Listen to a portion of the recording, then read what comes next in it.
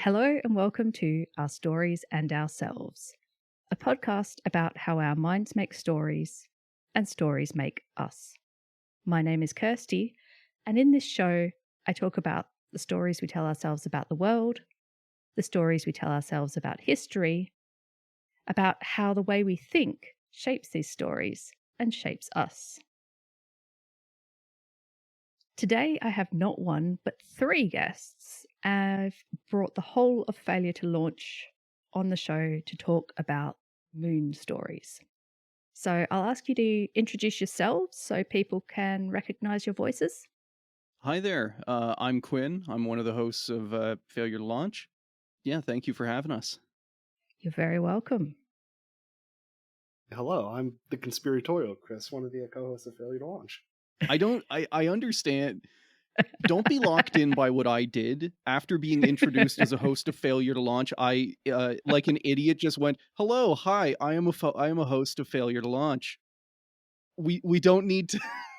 Sorry, Chris. Please bring us home. Hi, it's Chris Prime, not other Chris. I'm the realist Chris on the show, and I'm upset we had a missed opportunity to just read the intro where we introduce ourselves just normally, like reflexively. Yeah, like we have done it so long that we cannot do another show's introduction anymore. We cannot be introduced. We can only introduce. Something tickles that part of the brain. Brilliant.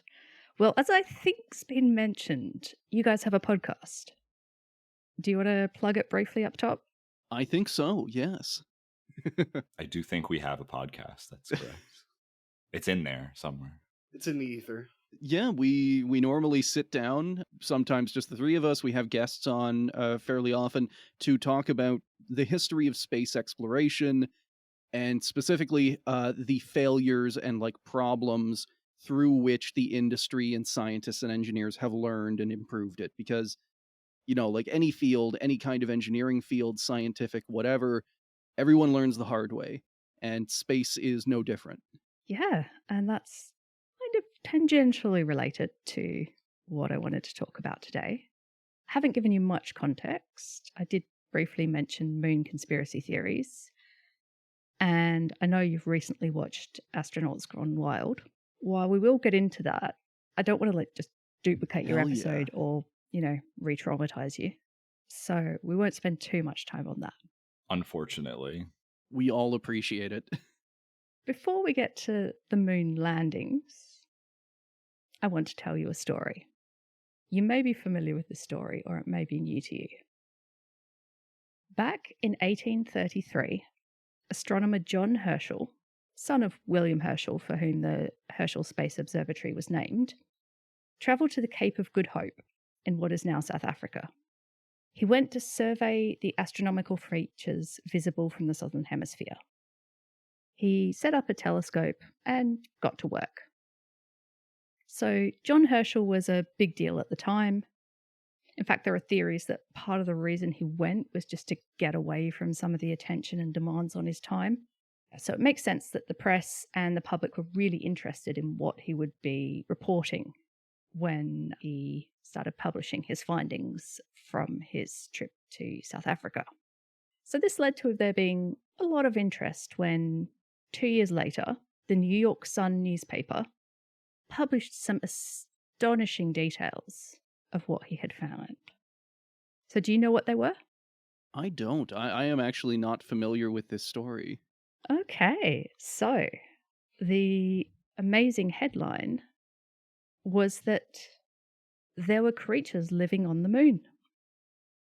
Nice, good, True, natural. True. Humanoid men, creatures, about 4 foot tall and with wings. Okay, well, I think Buzz and Neil were a little taller than that, but it's a long distance, parallax and whatnot. I'm willing to overlook that. No. Yeah. Also, I'm not sure that this telescope could see through time, and this was 1833. So, well, space, time. I'm not ruling it out. Dilation, looking at things that are farther away.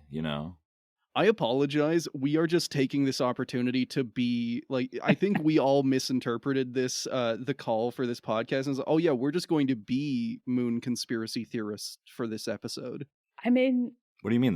The moon is made of cheese, we can do a bit of that too. and therefore it can sustain a population of small men. When you land there, they'll say things makes like perfect sense. "Cheese to meet you." But That was terrible. My apologies. I didn't mean to offend. No, it was beautiful. So, back to the creatures living on the moon. The story went into great detail about, they had these membranous wings and they could be seen speaking to each other. So they were obviously intelligent. That's a hell of a telescope that they can see them close enough and in enough detail to see them talking to each other. yeah. So as we know, that none of that was real, but there were a lot of people who believed it at the time. So the hoax continued over several days, each day with more dazzling revelations. In one day, on the last day, they even managed to be racist about the imaginary creatures. What? Well, So to quote from the hoaxes.org page on the Great Moon Hoax, in the final extract, the astronomers discovered a superior order of Vespertilio Homo, what they'd named the space creatures, living in close proximity to a mysterious sapphire temple. These new creatures were of a larger stature than the former specimens, less dark in colour, and in every respect an improved variety of the race. oh, I know what they're doing too. This Oh, it's the natural order stuff. It's like, oh look, this happens in other see, we intelligent were species. right It's all fine for us to along. do it. Look, these less dark ones this are isn't better. this is the late 1800s, you said, right? So like, isn't this around the same time? 1835. Isn't this roughly around the same time that crazy Russian lady made the race science book? I don't know. I'd have to look that up, but And then also Although I do love the idea of attempting to do the Soviet ethnology chart from several 100,000 kilometers away through a crappy telescope.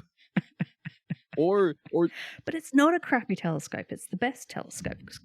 of course you can read lips with it. this is also giving me like, what was it? Was it Facebook? Where they made like the AI, and then like within 4 days they like completely ruined it and it became like polluted and racist. So like this story starts off, and then like 4 days in, we have the race science injected into it. That tracks. Also, just like in any contemporary sci-fi story, this would be like hero travels to an alien world, finds a race of aliens being oppressed by their evil overlords, and they support them and they fight to overthrow them. But this being the 1830s, it's just like, oh, these are the guys we should relate to, the ones in the Sapphire Temple. The world, it's racist, it sucks, and the world building is lazy. Yep. 1 out of 10. In order of importance of how offended I am. So the moon has been a source of stories long before anyone landed there.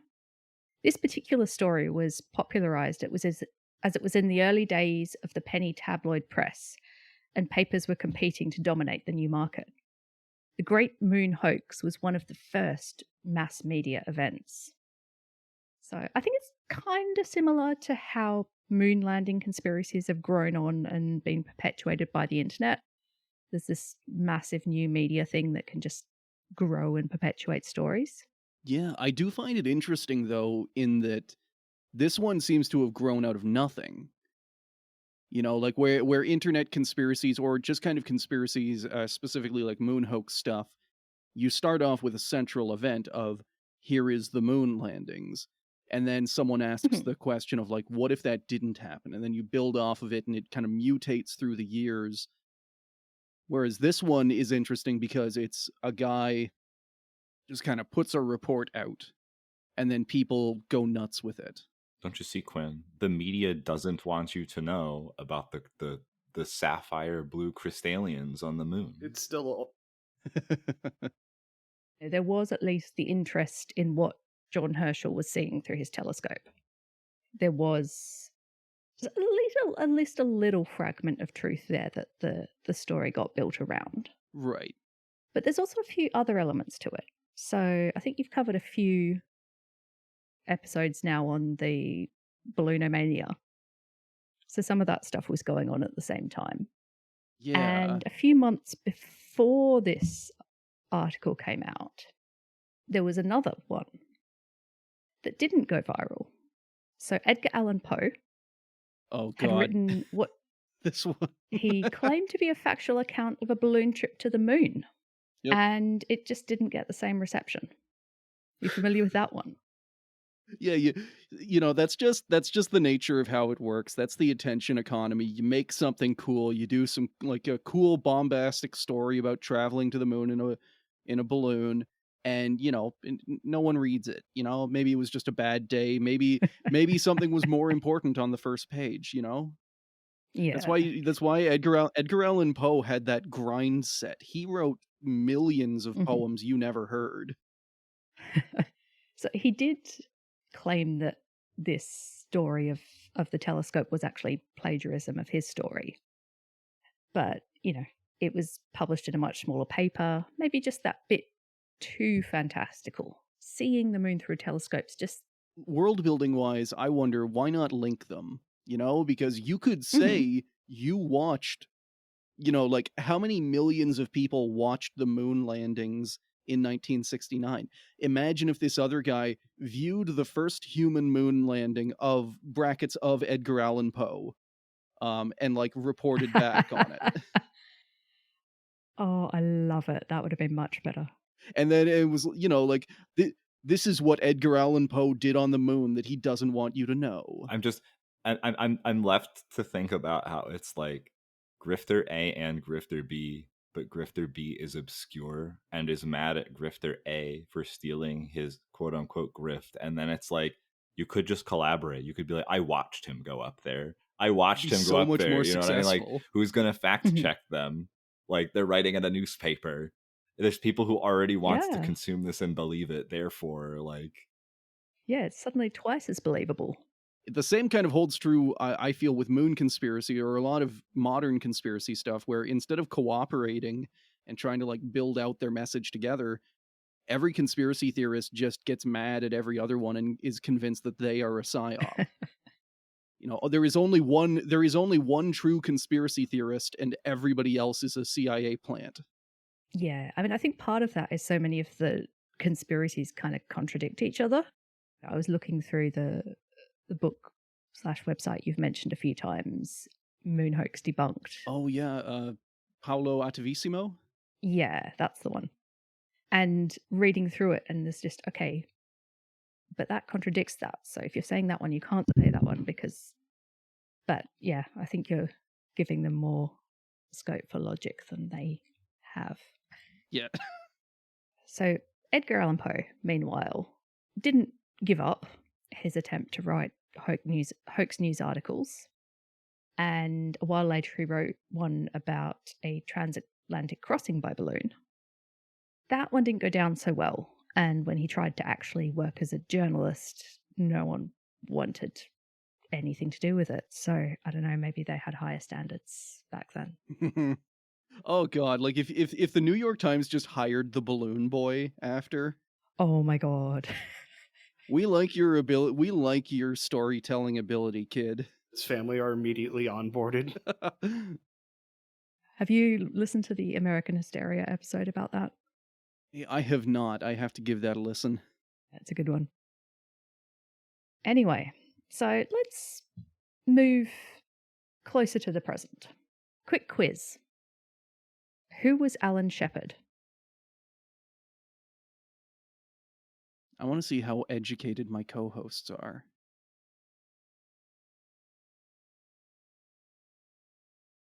Yeah, brain immediately is like, okay, Alan Shepard, that sounds like an astronaut name to me. But then I'm wondering if the question isn't literal, it's who was he really? Philosophically. I'm not getting that deep. He was an astronaut. So congratulations, nerds. He did walk on the moon. I don't know the mission, but I know he walked on the moon. he did walk on the moon. He was on Apollo 14 and the 5th person to walk on the moon. But yeah, Shepard was also the first American in space, though not the first to orbit, because Mercury was kind of weird like that. Well, that's cool. And what about David Scott?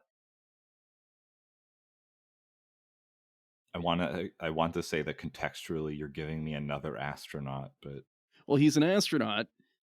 Yes, yeah. This is the second name you're giving me, so there's going to be like a zinger here. There's a twist. The third one is the twist. No zinger. Is this entire thing just going to be an ambush to show how little the Space History podcast knows about space history? I'm not the names guy. I mean, it's an attempt to show how little people in general paid attention after the first 2 people walked on the moon. Yeah, the phenomenon of people actually getting angry enough to call into television stations and tell them, hey, can you cut this out, put on my programs, please? I guess that is also fair. Yeah, exactly. So I was hoping I could do the whole congratulations nerd, me a nerd, calling you nerds thing. But we failed to live up to the bit.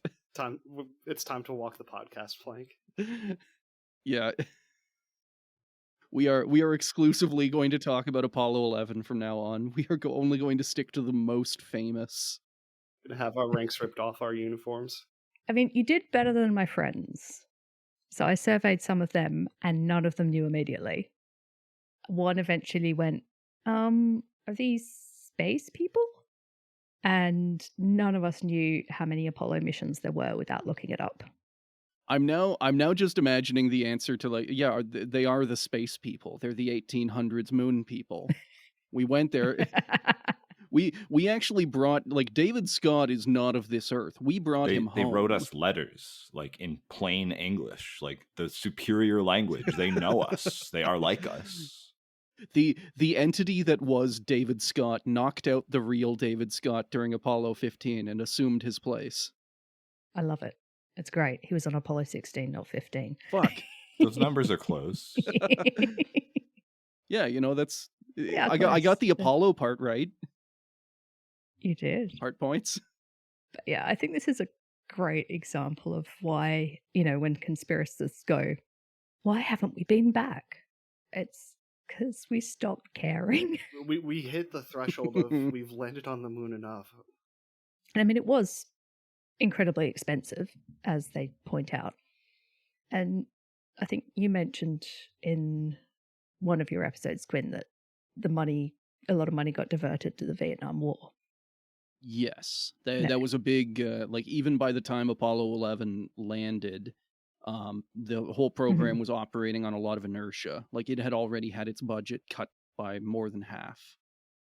So that early money, the early money they got was funding the latter half of the project, even while all of that money was being shoveled into Vietnam. Yeah. Yeah, so those details, they're just, they're kind of boring and pragmatic, but they make it all make a lot more sense. The space race was over.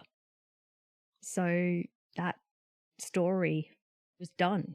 America had won the race to the moon, which kind of links into my other favorite debunk, which is that the Soviets believed it.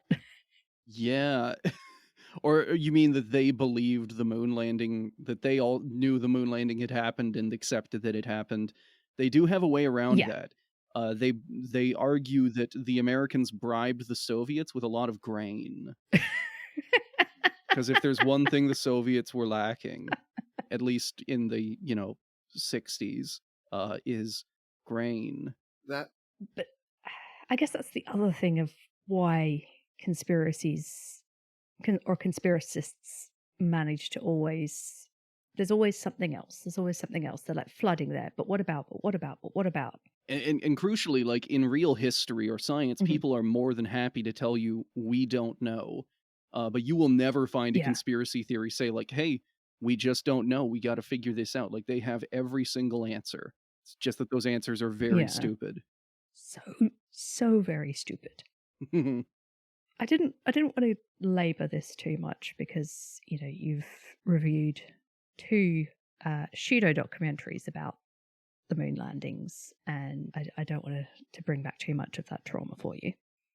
So I thought I'd share another moon landing conspiracy I've heard and get your thoughts on it. So it's almost the opposite of the moon landing being faked. It's that the Apollo 11 crew were not the first on the moon. They did a secret moon landing before to make sure that they could do it before it went public. I'm assuming the they here is NASA, that this wasn't a Soviet. Yeah, NASA. Wait, Okay, I'm on board.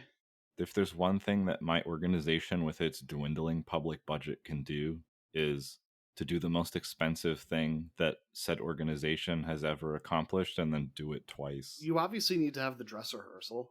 Yeah, but they did. No, I mean, That was Apollo 10. The thought is spooling out because it's like, yeah, of course it's acted. Everything is acted. So therefore there has to be a dress rehearsal. I'm choosing to imagine that if the dress rehearsal guys had failed, NASA would have just been like, all right, well, the script is kind of set. Neil, Buzz, I'm sorry. You're going to have to make this good. no, Quinn, I was implying like an Apollo 10.5. Apollo 11 Apollo 11-1 take 1. It's all right. Get Neil and Buzz. Get there. Neil and Buzz died during the first attempt at filming Apollo 11, and their stunt doubles had to live their lives from then on out. And I'm sorry if I don't want to like run over on the host talking point, because I'm sure this is where we're going to end up. Maybe, but it's just like, it's the fact that like the mode of thinking that is conducive to conspiracy like this is there's no trust in any sort of like institution or even just other person. It's like the solipsist's dream where the thinker is the only person that is real and matters, and everything else is like universal divine comedy, right? Like it's everything is a prop or an act, or it's staged, and it's just, because you can't trust. At the end of the day, that is what is at the heart of it, is like somebody who cannot trust another person's word or even their own eyes.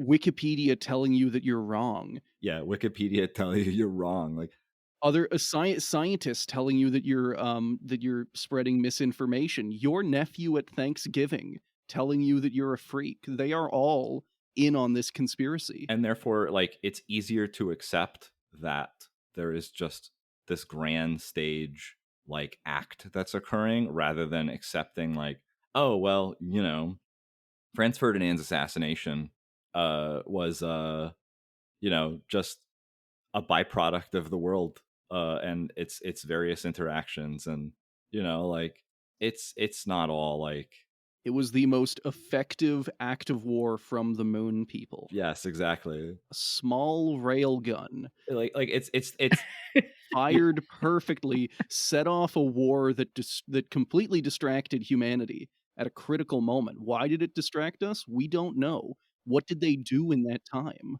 The Great War happened, and naturally, like, you would want to blame someone for millions of people dying, but I'm circling around a point, and I'm trying to coalesce myself to strike at the core here. But like the point I'm trying to make is just like, it's like the world is a chaotic and scary place, and blame needs to be put on something or someone. And rather than accept the fact that leaders can often be very incompetent, it's just easier to think that, oh, it's actually all part of the plan, and that there is a plan, and that it's not just chaos. Like, some people just can't accept that chaos is just life. That's how it is. Like, not everything has a reason. Sometimes terrible things happen and there isn't a reason behind it. So really quick, I'd like to take a look at this, because whenever I hear these conspiracies, I never really get I don't tend to get as philosophical about it. For me, I'm thinking about like the logistics of how this could have happened. Mm-hmm. And in this scenario, and correct me if I'm wrong, the scenario here is that there was a full landing, a full dress rehearsal, secret landing prior to between Apollo 10 and Apollo 11, and Yeah. this sounds more believable to me than other moon landing conspiracies, for the simple fact that this is exactly the kind of stuff that the Soviets did with their space program. Although in their case, the way the Soviets set up their space program is that cosmonauts did not exist until they had been on a mission, and that missions did not exist until they safely reached orbit, which means that if a cosmonaut dies in a training accident, he never existed in the first place. Or if a mission explodes on takeoff, it never happened.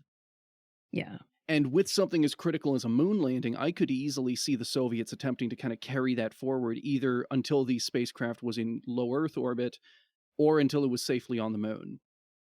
Like they would stage out when they put out the press release, these kinds of things. So just logistically, I could not see NASA doing it, simply for their track record and the fact of like how the Soviets were launching out of Baikonur, Kazakhstan, in the middle of nowhere for state secrecy reasons. The US was launching out of Cape Canaveral with a city right there. They would not have been able to get a Saturn V into the air without someone wondering what was going on. Yeah, that tracks. That makes sense. I don't think there's much to it, but I thought it would be fun to kind of look at it from the other side, so to speak. I'm resisting the urge to ramble again about conspiracies. Yeah, you activated all three of us pretty hard right there. Yeah, I need permission to continue. That was kind of the goal. Okay, so because like that's the other point too, is the fact that like the Soviets are launching rockets out of Baikonur, Kazakhstan, in the middle of fucking nowhere, and yet we still knew that they were doing it. So like the idea that like this big stage conspiracy of mobilizing 10 to hundreds of thousands of people towards this collaborative effort, and somehow nothing got out about it, right? Like if we can find the Soviets' top secret military launch site in the middle of a desert, and it sort of becomes public knowledge, you know what I mean? Like word will leak. Like try keeping a secret. Like you can literally test this yourself by telling somebody something at work and then eventually hearing about it, you know, weeks later. Like people notoriously can't keep their mouths shut about anything. Yeah. You know, loose lips sink ships was a thing. That's a thing that actually happened, right? It's that propagation of information because people loose lips sink spaceships. People love to yap about their jobs to friends and family, and eventually that information will propagate enough that it's loose. So like the idea that thousands of state actors could have collaborated together and not a single bit of information comes out that corroborates those details later, like, you know, it's Occam's razor. What do you think is more likely? You know, 100,000 people collaborated to build a rocket entirely in secret and then launch it without a city full of people noticing to do a dress rehearsal of the moon landing, or it just didn't happen at all. What is more likely here? What makes the least amount of assumptions? Yeah, exactly. And I think you had an episode a few weeks ago, the Plessetsk Cosmodrome, yeah. Yeah, the Plessetsk Cosmodrome. Like UK school children found that one.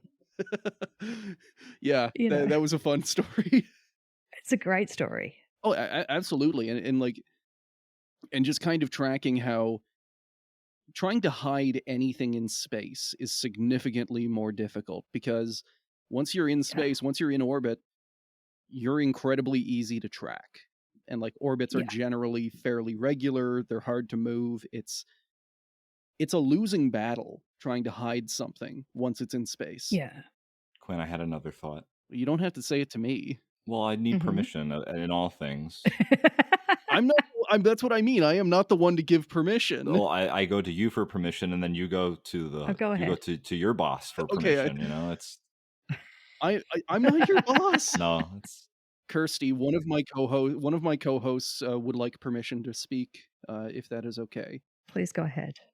Going back Chris, to, you can go ahead. Going back to the bit about sorry Neil and Buzz, you're gonna have to just do it live. And it's like the idea that they didn't make it, and then in order to cover it up, the US government paid the Soviet government in currency of your choice for access to 2 men from the Yevgeny factory to replace these Oh god. well-known astronauts, so that they're Alexei Leonov was actually the first man on the moon. He was just doing it Just under a lot freshly of makeup. decanted Yevgeny getting flung into orbit. Oh, it's a Soviet LK lander with the American flag like slapdash painted on the side. Well, no. What I'm saying is they made it to the moon but didn't come back. So in order to keep the failure a secret from the public, they had to get, they had to get like 2 Golas. They needed replacement Yeah, they need clones. Some clones, yeah. And so they go to the Yevgeny factory where they are turned into Yeah. Why does Neil never answer Bart Cybrell? It's because he doesn't know. He wasn't actually there. That was another Neil. Are you saying they just kicked up to the Yevgeny factory and requested a Neil Armstrong Gola and just had it provided for, I don't know, E-train loads of grain? I apologize for bringing our inside jokes to your show. They're mine now.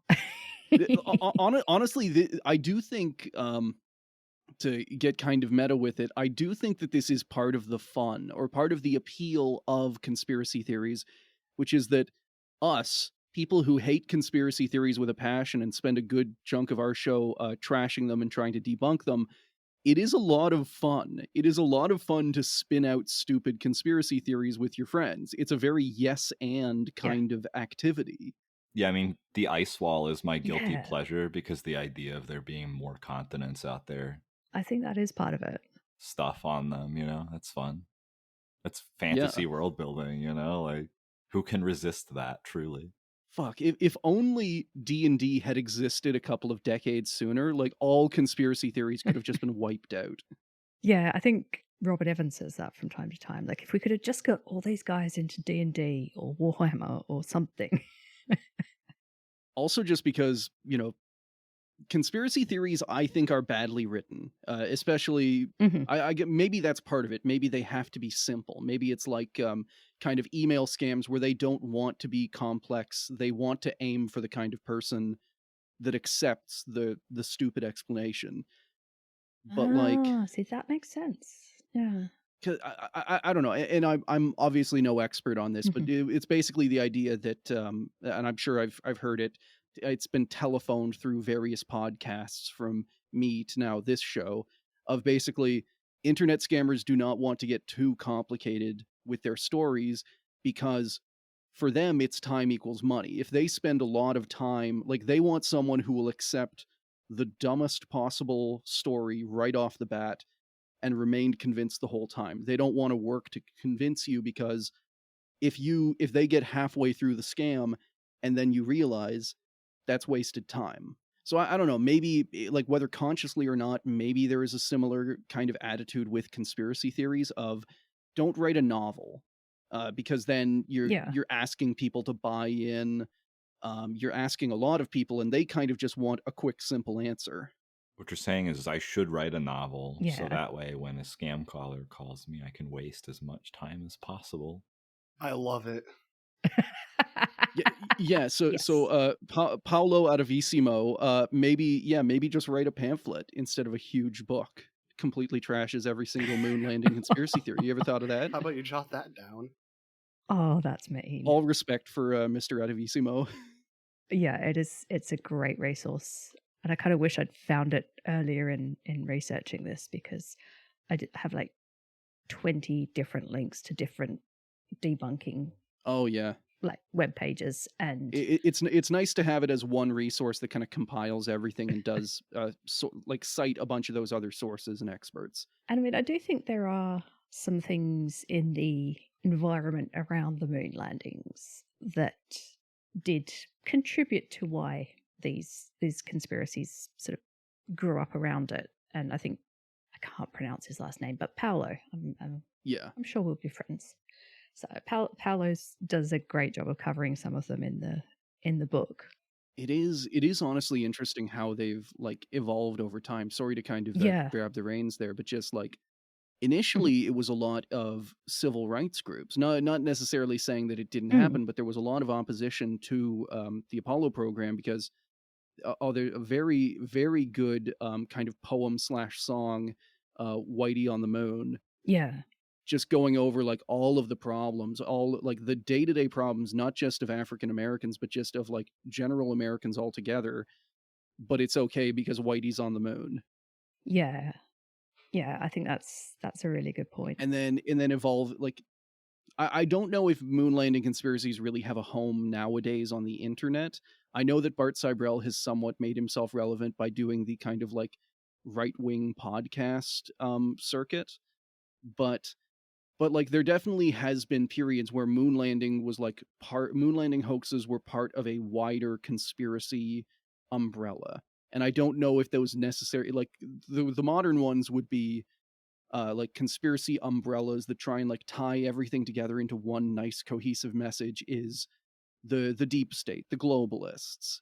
And I don't know if that really if moon hoax is easy to roll into that. Like it's something that Alex Jones famously tries to avoid talking about at all, like at all.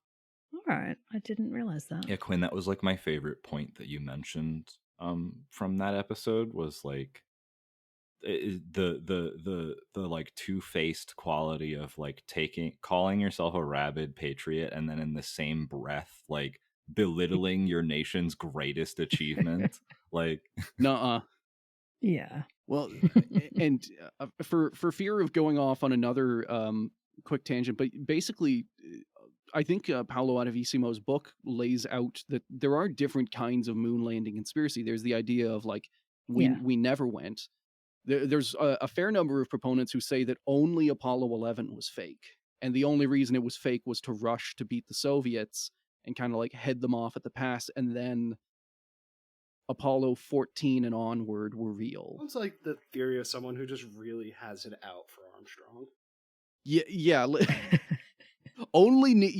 Every other Apollo, like I'm sure like someone was in line as a kid to get like to get Buzz's autograph, and then the museum closed as he was like literally next in line, and that started off a lifelong vendetta of like, no, that guy, specifically that guy, didn't go to the moon. Every other Apollo astronaut, cool. Just inadvertently his Incredibles villain origin arc. I was thinking the same thing. Oh god, yeah.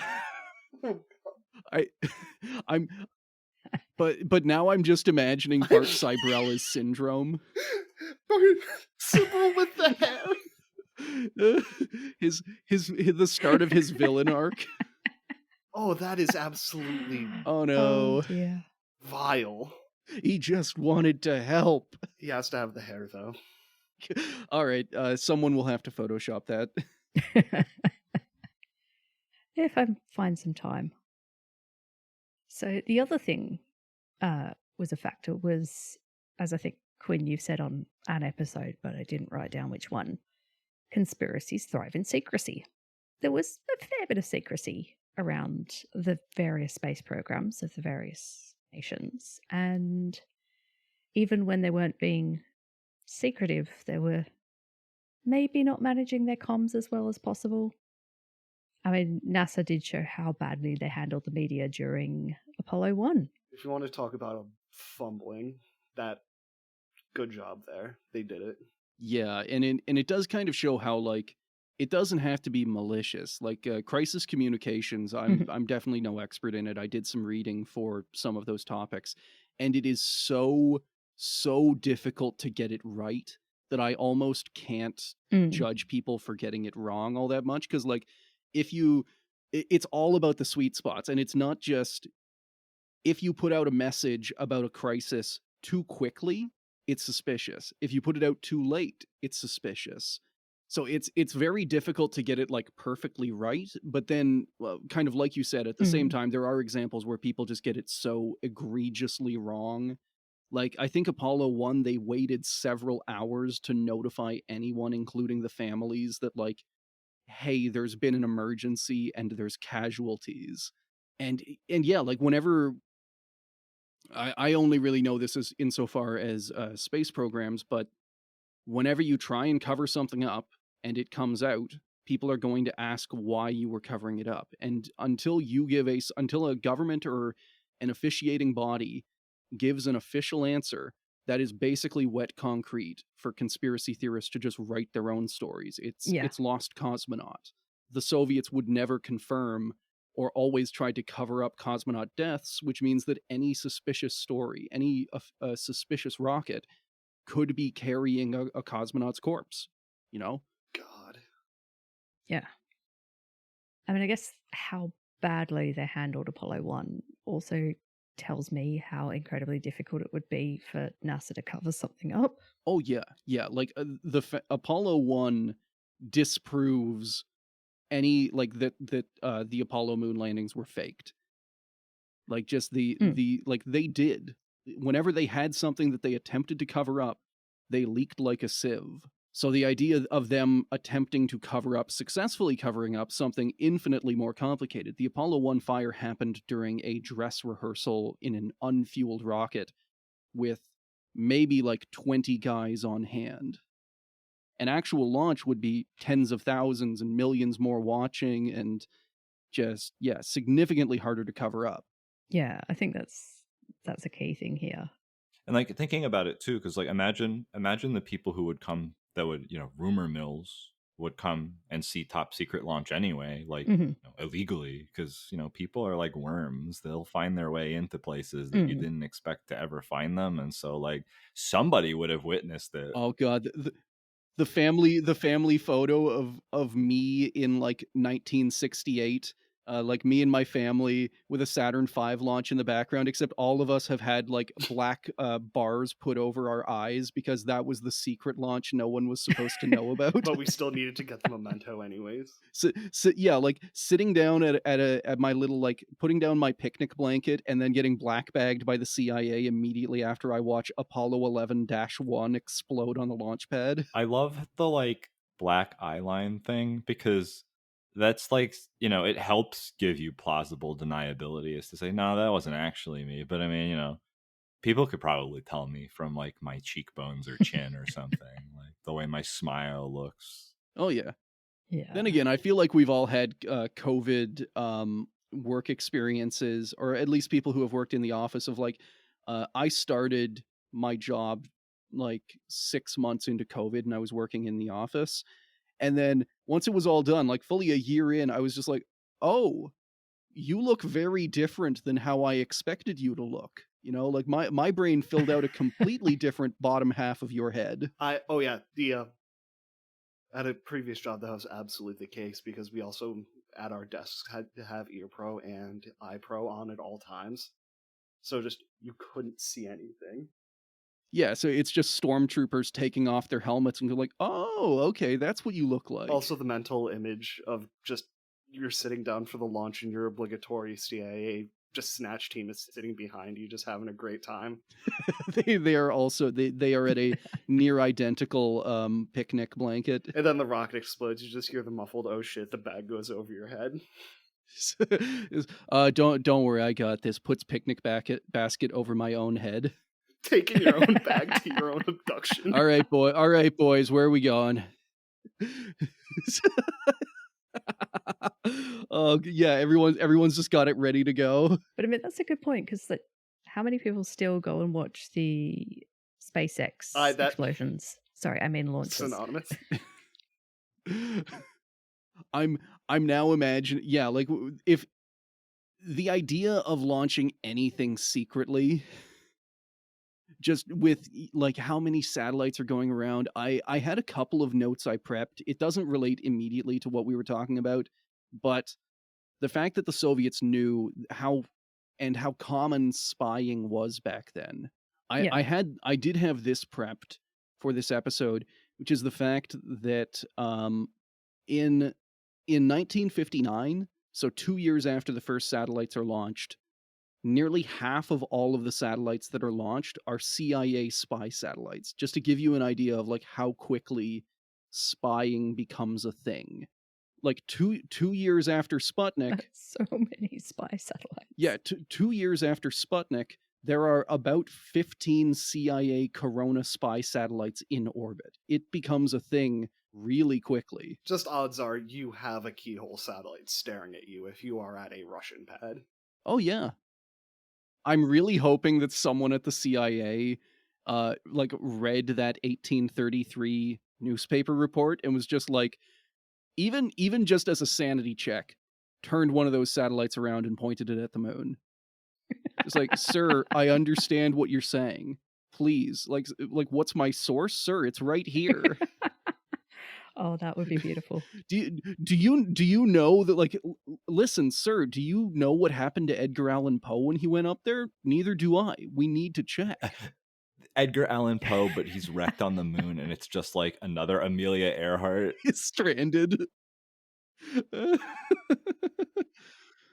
Oh, it's gonna be that Apollo 18 movie, except instead of finding a dead cosmonaut, they find Edgar Allan Poe in his balloon. No, to bring another conspiracy theory into this, the Black Knight satellite is just to look at the moon people. What if the earliest Luna? What if the impactors were to find and kill Edgar Allan Poe, launching a Soviet kinetic strike? I mean, they did have the shrapnel bombs. They did have the propaganda shrapnel bombs that probably gave him a bit of lethality. Oh god, if you want to make Americans cope, I think that's it. The Russians are the first people to kill someone off the planet Earth. One of the things I wanted to say about Apollo 1, as well as, obviously being a great example of how NASA can't cover shit up, is some of the moon landing conspiracies rely on the fact that everything went perfectly the first time. It's like, no, it didn't. Not to mention just the build up to the Saturn V booster, the fact that they had to do like subscale launches, they tested every stage individually. There was Apollo 2 through 10. Mm-hmm. There were several missions just to do dress rehearsals in low Earth orbit. There were missions to fly around the moon. There were missions to orbit the moon. Apollo 10 was a full-on dress rehearsal that came within a couple kilometers of landing. It was incredibly staged out. Every single bit of that mission was tested individually, bit by bit. So yeah, I definitely don't agree with them. So like, what are the odds of it working perfectly? It didn't. Even on the mission itself, Apollo 11 famously almost crashed. They had to go to manual control because the original plan would have had them landing in a boulder field. Distinctly suboptimal. Yeah. And by boulder here, I mean each of these boulders was about 3 stories tall. Oof. Yeah, that's bad. No. And the Australian telescope that was meant to be tracking them lost them for a while. Oh, we need to do a review of The Dish sometime. That is a wonderful movie. You absolutely need to do a review of The Dish. I know, Chris, you've talked multiple times about like the way to handle the conspiracy is to just like one up them. Just like, oh, you believe in the moon, idiot. Yeah, birds aren't real. They're government spy drones. So. Yeah, Corona happened so that they could change out all their batteries. Okay. There you go. See, look, immediately. Just, I don't even know how to respond to that. Like, back on track. I have some other moon-related stories that I thought would be fun to share. So they're not strictly about moon landings, but they break my brain a little. So I thought I'd share the pain. Fun. Listener, you are so lucky to also be having your brain broken by this. Don't be driving. If you are driving, pull over because you are about to like neurologically be incapable of that. Pull off into a Walmart parking lot. Oh dear. I now wonder if I've oversold it. Anyway, so I have permission to tell this story, but I'm going to be quite vague about it so that I don't accidentally identify anyone. So someone I know recently had a baby. When she was in a prenatal class, the midwife, medical professional, should understand like the science and stuff, told her that she was more likely to have the baby on the full moon. because gravity is stronger then. Nice. No, hold, fine, Chris, I'll let you answer. I don't have an answer. And then I as the aerospace engineer will come in and correct you. I don't have an answer. I know that, like, the moon's orbit isn't perfect, and there are points where it is closer. I don't think that that's it. I don't think that's it. I do love the idea though that, like, if the sun isn't shining on that part of the moon is gone. The moon operates on peekaboo logic with the sun. Object permanence.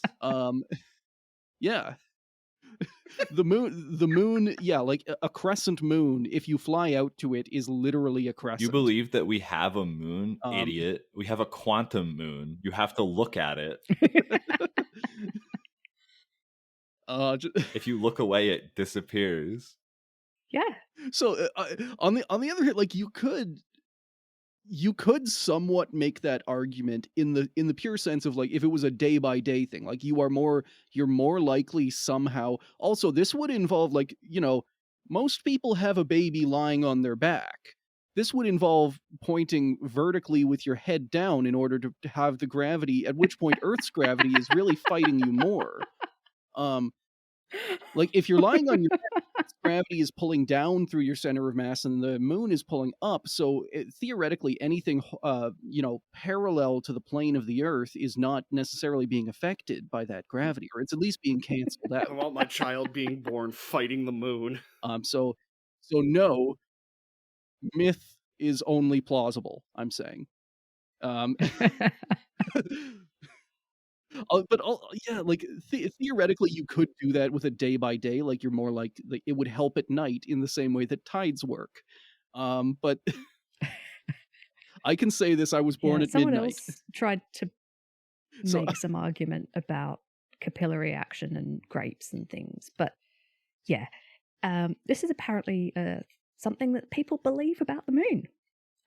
But actually, what I think the best bit of the story is, my friend and her husband are pretty statistically science-minded people, like, sort of evidence-based stuff. And so they did have a little bit of a look at the literature. And that is significantly more generous than I would have been. Well, apparently they started by arguing with the midwife, and the midwife's like, no, this is your homework, go ahead and look it up. Here's a Gaia subscription. So they did. And then when the literature, no, it gets better, because when the literature wasn't definitive enough, they went to our Met Office and downloaded like 10 years worth of meteorological data, and went to our National Statistics Office and downloaded birth records for the same time period and actually ran the numbers. Oh my, okay, so at this point, this is more of just like a fun hobby, right? Like, this has to have just been like, all right, like, hey, honey, are you ready to go on this? Like, are you ready to keep just tugging on the string of this stupid conspiracy and seeing where it takes us? Hell yeah. No, I've come around. This is a wonderful idea, and I would totally do this. Yeah. So there was a very slightly higher number of babies born on the full moon, but it was pretty much statistical noise. It's all just that one midwife. It's skewing the numbers of just like, all right, now. Because, I mean, the other thing is that you'd need to also look at days of the week and holidays, because any baby that's born by being induced or by cesareans more likely to be on a weekday that's not a holiday. So you'd have to go and line up the calendar with the moon. And you've gone in my direction. Like finding out that a whole bunch of people, a whole bunch of babies are born right at 11:59 by cesarean section immediately before lunch. Yes. Of just like, all right, we got to get this done. All right, no, just open baby. All right, see you in 30 minutes. And also because I work for a hospital, I can understand the like logistical administrative reasons why like statistical anomalies like that could occur too, because it could just be that, like, baby was born via cesarean section and then it just was like wasn't charted Like, because I'm thinking back to like pen and paper charting, like before even having like an electronic health record. So it's Mm. like imagine Oh, the okay. cases in which like nursing staff are too busy to like properly document that information, and then they'll have to just go back later and be like, oh, they were born today at some point or something, right? Like, I don't know when it was, but this baby was born tonight before the day rolled over. So Looking at my therefore, birth 11:59 p.m. looking at my birth certificate, and there's weirdly a section for moon phase, and it just says waxing gibbous. But All right, well, I me guess. thinking about it, and then you mentioned cesarean section. My personal anecdote is that I have never once ever in my life experienced a paranormal phenomena, and I am convinced that it is because it is something about my person that completely negates them. You know, like Quinn. Yeah, I'm Okay, a so you're a null, so I'm null. like, How does this relate to like, were and you born that through was the point I cesarean was going to section? get Is to. that Is what like you're I saying, wasn't or birthed, I was removed. Christ. That's why what is it? Was it that it's Macduff, right? Macduff was removed from mother and therefore was not born and could Yeah. slay Yeah. Macbeth. yeah, you are So immune from prophecy? yeah, no, it's all prophesized. Therefore, yeah, like It can't be prophesied. You're immune from prophecy. no, Checkmate. that's not true. Exactly. Have you seen that meme? It's like there's this story about a group of ghost hunters who have a friend who is so very like not believing in ghosts. That was great grammar, but you know what I mean. That they basically just give up and go away in his presence.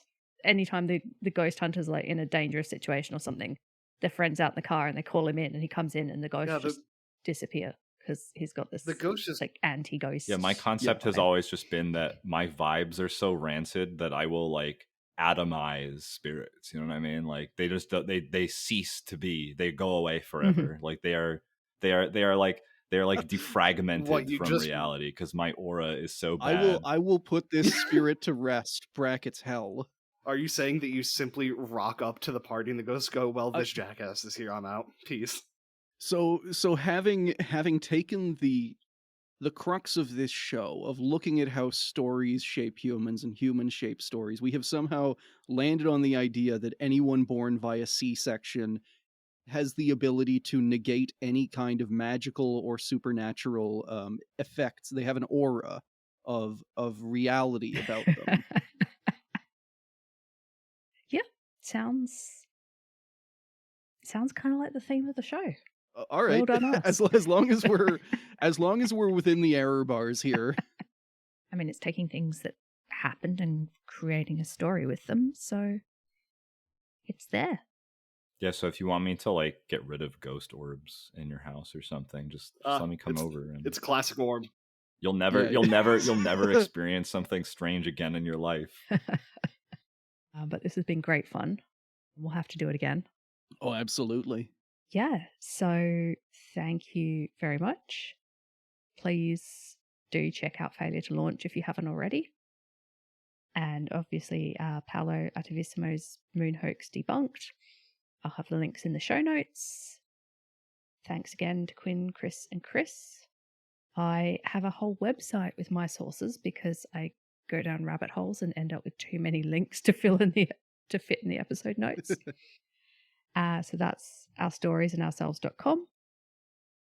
People can drop me an email, ourstoriesandourselves@gmail.com, or on Blue Sky, ourstories.bluesky.social. Do you guys have any socials or anything you want to plug? Yeah, so we're the Failure to Launch podcast on Spotify or wherever you get your podcasts. We're also on YouTube, where we have a semi-sporadic upload, basically some of our episodes with like visuals and PowerPoint slides. And you can also follow us on Blue Sky at I believe we are Failure to Launch podcast on Blue Sky. Nice. Well, thank you again. Normally I end the episode with a quote, but I forgot to find one. Does anyone have any good space quotes they know off the top of their head? Oh God, can I send you the episode drop that we put at the start of our Bart Cybrell episode of an astronaut going, what does he say? I don't believe in the divinity of the Bible except as a historical record, but we went to the moon. You can bet your sweet ass we went to the moon. Beautiful shutdown. Perfect. I also love the fake Bible. The classic, literally the worst burn I have ever heard in my life from Neil Armstrong of knowing you, Mr. Cybro, that's probably a fake Bible. Yeah, I love that. I don't know why I keep wanting to give him the southern accent. Knowing you, Mr. Cybral, that's probably a fake Bible. And on that note, have a good couple of weeks, everyone. Dude, thank you so much for having us on. And thank you again, guys. Thank you. No problem. Thank you for having us on.